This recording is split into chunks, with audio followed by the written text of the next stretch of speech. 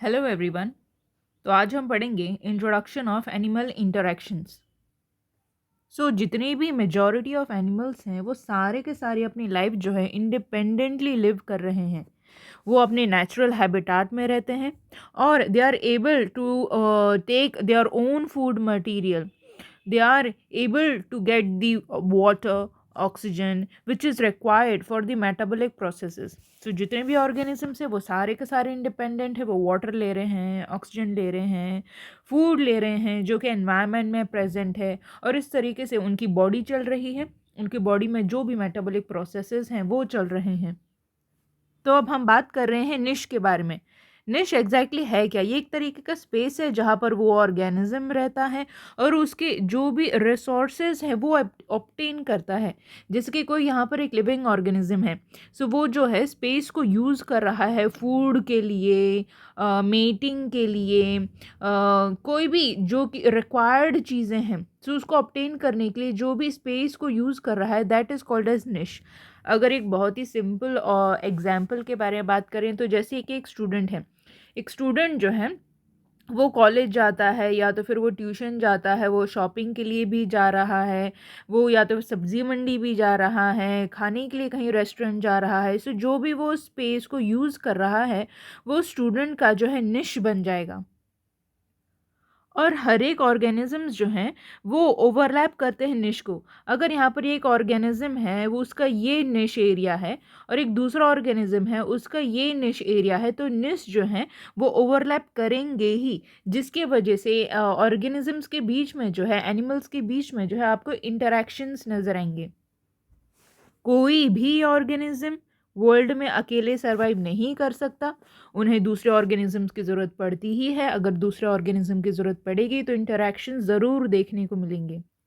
और इंटरैक्शंस जो जब देखे जाते हैं तो इंटरैक्शंस काफ़ी कॉम्प्लेक्स तरीके के इंटरैक्शंस देखने को मिलते हैं।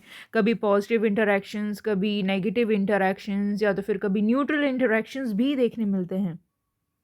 तो जब कोई ऑर्गेनिज्म जो है वो हमेशा डिपेंडेंट होता है एक रिसोर्स के ऊपर, रिसोर्सेज के ऊपर। तो ये जो रिसोर्सेज होते हैं जैसे कि फूड है, वाटर है, हैबिटाट है। हैबिटाट मतलब जहाँ पर ऑर्गेनिज्म रहता है, सनलाइट है, प्रे है, all these are considered as resources. तो ऑर्गेनिज्म को इन रिसोर्सेज की ज़रूरत पड़ती ही है ताकि वो सरवाइव कर सके, अपने बॉडी के जितने भी वाइटल फंक्शंस हैं वो कंडक्ट कर सके, जिसके ग्रोथ है, रिप्रोडक्शन है। हर एक ऑर्गेनिज्म के लिए ग्रोथ और रिप्रोडक्शन करना बहुत ही इम्पॉर्टेंट है। तो जो ऑर्गेनिजम्स रिसोर्सेज को कंज्यूम करता है उसको हम कंज्यूमर बोलते हैं। सो कंज्यूमर होते क्या हैं? ऐसे ऑर्गेनिजम्स जो कि कंज्यूम करता है रिसोर्सेज को। जिसके फॉर एग्जांपल प्रीडेटर्स हैं, जैसे टाइगर है, लायन है, तो वो कंज्यूम करेगा डियर को। हर्बीवोर जो होते हैं जैसे कि cow, buffalo, these are the one which are eating the plants, तो उनको हम हर्बीवोर बोलते हैं। डेट्रीवोर वो होते हैं जो कि डिकम्पोजिशन करते हैं डेड ऑर्गेनिक मैटर का, जैसे बैक्टीरिया हैं, फंजाई हैं। हम ऐसे भी इंटरैक्शंस देखने मिलते हैं एनिमल्स के बीच में जो कि जहाँ पर कॉम्पिटिटर टाइप के इंटरैक्शंस देखने मिलते हैं। जैसे कि दो ऑर्गेनिजम्स जो हैं compete कर रहे हैं एक रिसोर्स के लिए।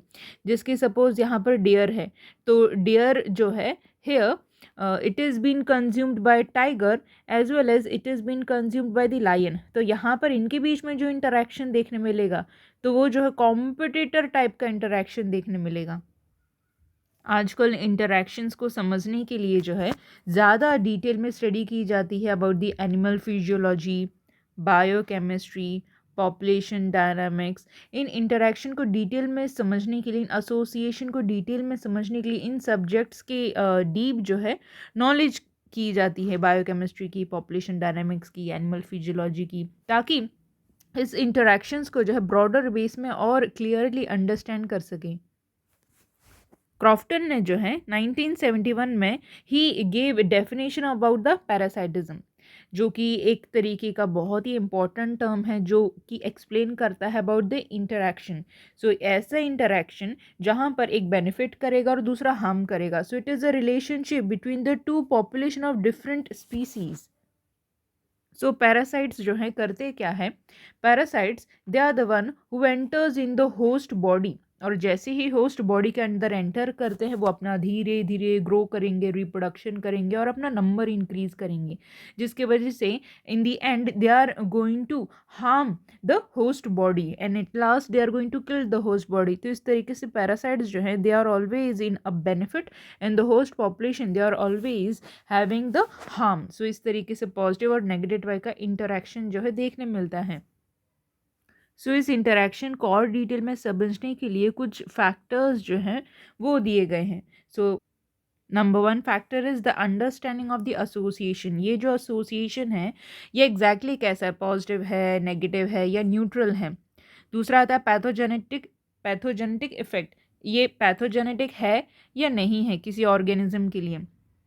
The next is the metabolic और फिजियोलॉजिकल डिपेंडेंस, किसी फिजियोलॉजी के ऊपर डिपेंडेंस है या नहीं। और ये जो होस्ट बॉडी है ये पैरासाइट को एज अ फॉरेन बॉडी समझती है या नहीं। Okay, next is the ability of the parasite to recognise the host site as being suitable ecological niche. ये जो पैरासाइट्स होते हैं होस्ट बॉडी को ही इकोलॉजिकल निश समझने लगते हैं, ये एबिलिटी है या नहीं। सो आगे हम बात करेंगे अबाउट द एनिमल इंटरैक्शन। जब भी एनिमल्स के बीच में इंटरैक्शंस होते हैं there are two type of interaction, intra specific interaction and inter specific interaction. In intra specific interaction ये जो इंटरैक्शन है आपको देखने मिलेगा बिटवीन द सेम स्पीसीज, जैसे कि सेम स्पीसीज है जैसे डॉग है और डॉग है, इनके बीच में जो इंटरैक्शन होगा that is called as intra specific interaction. ये एक ही स्पीसीज है, सो जो इंडिविजुअल्स होते हैं एक ही स्पीसीज के उनके बीच में जो इंटरैक्शन होते हैं that is called intra specific interaction. So जैसे कि फीमेल डॉग के लिए जो है there is an interaction between the two male dogs, so ये जो इंटरैक्शन होगा that is intra specific interaction. दूसरा होता है इंटर स्पेसिफिक इंटरैक्शन। यहाँ पर जो इंटरैक्शंस देखने मिलते हैं it is between the two different species. So जब दो अलग अलग स्पीसीज के बीच में इंटरैक्शन होता है that is called as inter specific interaction. जैसे कि डियर है और दूसरा लायन है, ये दो अलग अलग स्पीसीज है, इनके बीच में जो इंटरैक्शन होगा this is called as inter specific interactions. कुछ कुछ इंटरैक्शंस होते हैं जो कि शॉर्ट टाइम के लिए होते हैं, जैसे पॉलिनेशन। पॉलिनेशन के जब प्रोसेस देखते हैं हियर यू कैन सी कि ये जो इंटरैक्शन है जैसे कि ये फ्लावर है, okay, and this is a honey bee.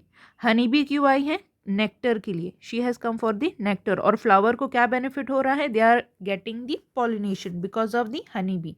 तो ये जो इंटरैक्शन होगा this is a short time interaction. Even next is about the predation. So you can see the bear and this is a fish. So here the interaction is the prey predator interaction. Predation kind का interaction है, ये भी short time के लिए ही होता है। और कुछ कुछ interactions होते हैं जो कि long time के लिए होते हैं, like the mutualism where the two organism they are living together for a very long time. जैसे कि यहाँ पर लॉन्ग टाइम इंटरैक्शन का जो है बहुत ही फेमस एग्जाम्पल है that is the lichens. Lichens they are very famous example of the mutualism जहाँ पर the interaction is for the long time. Lichens जो है ये ऐसे ऑर्गेनिजम्स हैं जहाँ पर टू ऑर्गेनिजम्स रहते हैं, one is the fungi and another one is the algae. Algae जो है it is also called as mycobiont and fungi sorry algae is also called as the phycobiont. Phycobiont. Mycobiont is fungi and phycobiont is the algae.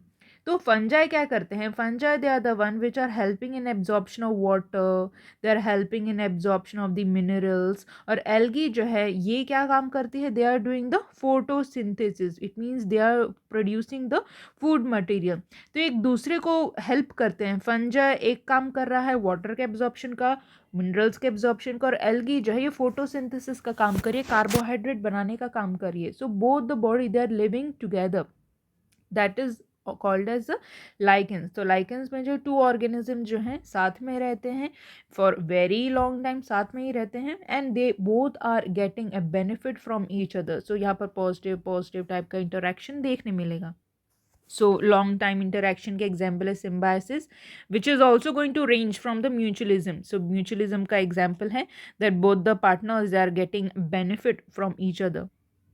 और ये जो short time interaction है, long time interaction है, ये जो है influence करता है इवोल्यूशन को।